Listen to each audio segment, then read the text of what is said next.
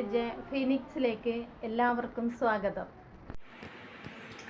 ഞാനേ പെങ്ങളുടെ മകളുണ്ടായിരുന്നു ഇവിടെ. അപ്പം ഞാൻ വിചാരിച്ചു ഇച്ചിരി ഫ്രൈഡ് റൈസ് ഉണ്ടാക്കാമെന്ന്. കാരണം ഒന്നുമില്ല, കാര്യമായിട്ട് ഉള്ള സാധനങ്ങളൊക്കെ വെച്ച് ക്യാപ്സിക്കം മാത്രം അച്ഛനെ കൊണ്ട് ഞാൻ കടയിൽ വിട്ട് മേടിപ്പിച്ചു. ബാക്കിയൊക്കെ ഇവിടെയുള്ള സാധനങ്ങളൊക്കെ വെച്ചിട്ട് എല്ലാ സാധനങ്ങളൊന്നുമില്ല, എന്നാൽ ഉള്ളതൊക്കെ വെച്ചിട്ട് കുഞ്ഞിക്കൊരു ഫ്രൈഡ് റൈസ് ഉണ്ടാക്കി കൊടുക്കാമെന്ന് വിചാരിച്ചിട്ട് ചിക്കൻ ഇവിടെ ഞായറാഴ്ച കൊണ്ടുവന്നതേ 2 വർഷം ഞാൻ വറക്കാൻ വേണ്ടി വെറുതെ എടുത്ത് വെച്ചിട്ടുണ്ടായി. അപ്പോൾ അതെല്ലാം കൂടി എടുത്ത് ചെറുതായിട്ട് അവളുടെ അവൾക്ക് ഇഷ്ടം എന്താണെന്നറിയാം, ഫ്രൈഡ് റൈസ്, നൂഡിൽസ് അങ്ങനെയൊക്കെയാണ്. അപ്പോൾ ഞാൻ രാവിലെ അവൾക്ക് നൂഡിൽസിന് പകരം മാഗി മേടിച്ചു കൊണ്ടിട്ട് മാഗി ഉണ്ടാക്കി കൊടുത്ത്. അപ്പോൾ ഇപ്പം ഞാൻ വിചാരിച്ചോന്നാ ഫ്രൈഡ് റൈസ് വേണം. എപ്പോഴും പറയും ഇങ്ങനെ, ഇവിടെ വന്നു കഴിഞ്ഞാൽ അവൾക്ക് അതൊക്കെയാണ് അവൾക്ക് ഇഷ്ടം. അപ്പോൾ അരി ബസ്മതി റൈസ് ഉണ്ടായിരുന്നില്ല, ഇവിടെ ജീരക റൈസ് ഉണ്ടായിരുന്നു കുറച്ച്.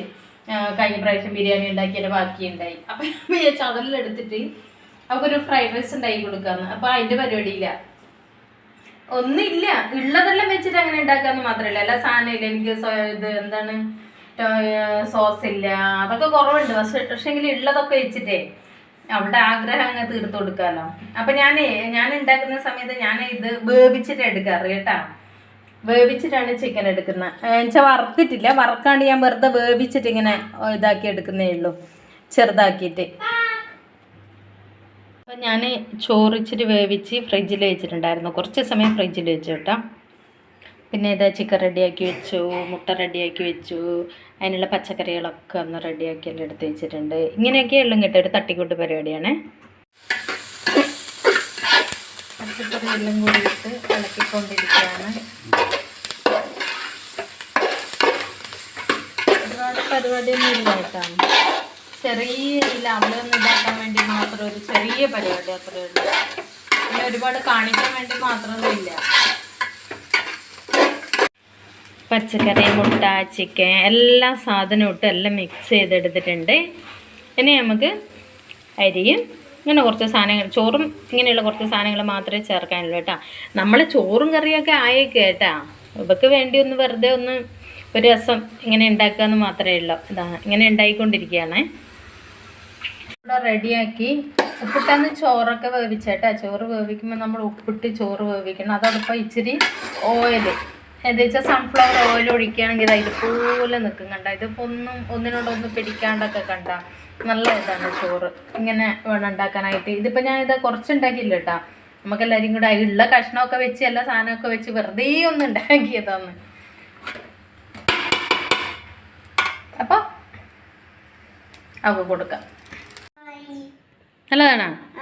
ഇതാ ഒരാൾ ഇത് ആകെ കഴിഞ്ഞിട്ടേ ഉള്ളൂ. അപ്പോൾ എന്നോട് അമ്മയും ഒന്ന് ടേസ്റ്റ് ചെയ്ത് നോക്കട്ടെ, ഞാൻ വേണേൽ കഴിച്ചോളാൻ പറഞ്ഞു. അപ്പോൾ അവൾക്ക് ഇപ്പോൾ വേണ്ട, എല്ലാവരും കഴിക്കുമ്പോൾ ഒരുമിച്ച് മതി, ഒന്ന് ടേസ്റ്റ് ചെയ്യാൻ നോക്കട്ടെ എന്ന് പറഞ്ഞിട്ട് മേടിച്ചതാ. കഴിച്ചുകൊണ്ടിരിക്കുക, ഇപ്പോൾ ടേസ്റ്റ് ചെയ്തുകൊണ്ടിരിക്കുക. എങ്ങനെയുണ്ട്? അടിപൊളിയാണോ? അടിപൊളിയാണ്. നമ്മള് പൊട്ടിക്കാൻ പോവാണേ. ഇന്നലെ എന്താണ് അതിന്റെ പേര്? പൊട്ടാസ് അല്ല, വേറെ എന്തോന്നും പേര് പറയില്ല.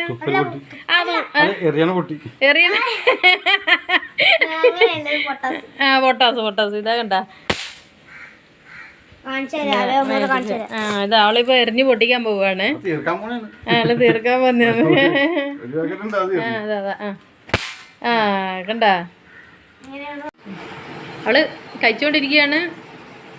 നമ്മളെ ചോറൊക്കെ ഇങ്ങനെ വിളമ്പി വെച്ചിട്ടുണ്ട്. ആയില്ല കേട്ടാ, മീനൊക്കെ വറുത്തോണ്ടിരിക്കുന്നതേ ഉള്ളൂ. അപ്പോൾ അത് കഴിഞ്ഞിട്ട് കൊടുക്കാമെന്ന് പറഞ്ഞുകൊണ്ടിരുന്നതാണ്. അവൾ പറഞ്ഞു അമ്മായി എനിക്ക് തായോ, എനിക്ക് വിശക്കുന്നെന്ന്. വിശക്കുന്നുണ്ടാ, ഫ്രൈഡ് റൈസ് ആയതുകൊണ്ട് അവൾ തരാൻ പറഞ്ഞത്. അങ്ങനെ കൊടുത്തു, അത് കഴിച്ചുകൊണ്ടിരിക്കുകയാണ്. ഇന്നലെ ഞങ്ങൾ പോയപ്പോൾ ഞങ്ങൾക്ക് മീൻ കിട്ടി കേട്ടാ, നല്ല മീൻ.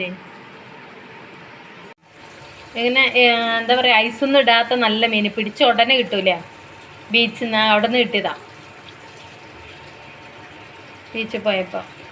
നല്ല സൂപ്പറായിട്ടാ, നല്ല ടേസ്റ്റ് കേട്ടാ, നല്ല. ഇന്നലെ ഞങ്ങൾ ഇച്ചിരി വറുത്തിട്ടുണ്ടായിരുന്നു, അപ്പോഴും നല്ല രസം. ഏരിയാണ് ഇതല്ലേ? ഏരി.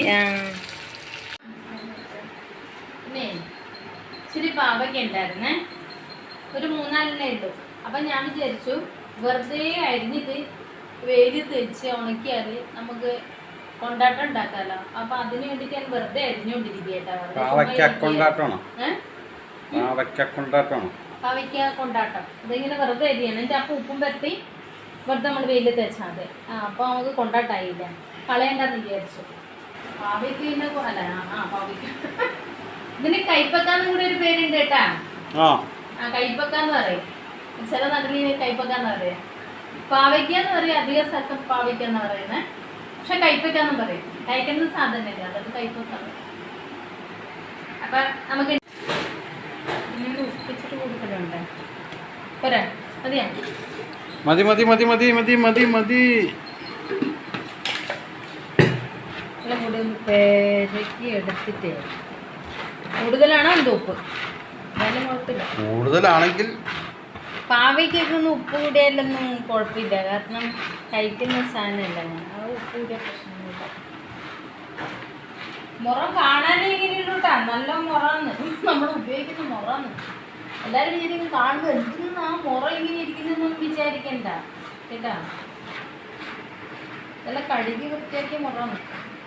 പക്ഷെ കാണുമ്പോൾ ഇങ്ങനെ എന്താ പറയാ, വയസ്സായി.